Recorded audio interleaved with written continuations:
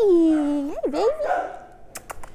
The work never stops at animal shelters in Georgia. Good boy. The dogs and cats never stop coming in. There's some nights where it's hard to sleep. You're just up at night thinking about all the animals. Come here.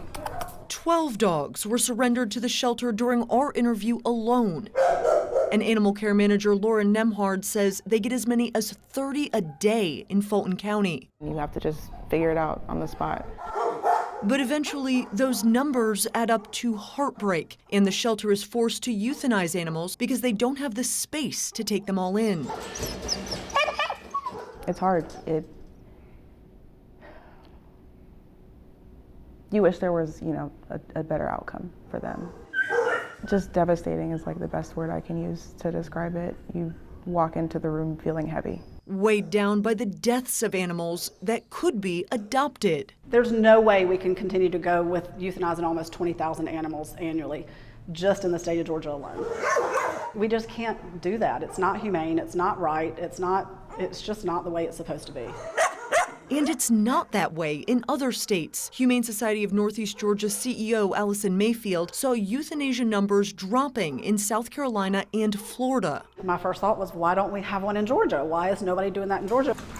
So she decided to head up a statewide coalition to change that. Now Better Together Georgia is attacking the animal crisis in the state on all fronts. There's a lot of laws that have to change, and unfortunately some of those are county by county, and I believe we have 159 counties in the state of Georgia, and so that could be daunting.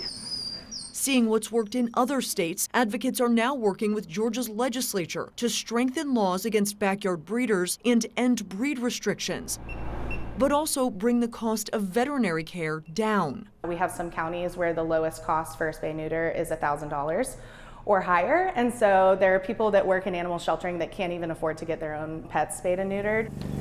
Better Together Georgia just rolled out a mobile vet clinic providing low to no cost spay and neuter for pets in rural areas. By deploying this team all across the state, we're able to meet with those shelters and see what it is that they need to be able to make those programs work. They say most importantly, the initiative will support families who want to keep their pets but can't afford it. And by bringing shelters across the state together, they're hoping to end euthanasia in Georgia for good. We have to. We don't have pets without people, so the people need to help the pet. Reporting in Beaufort, Caitlin Ross, 11 Alive News.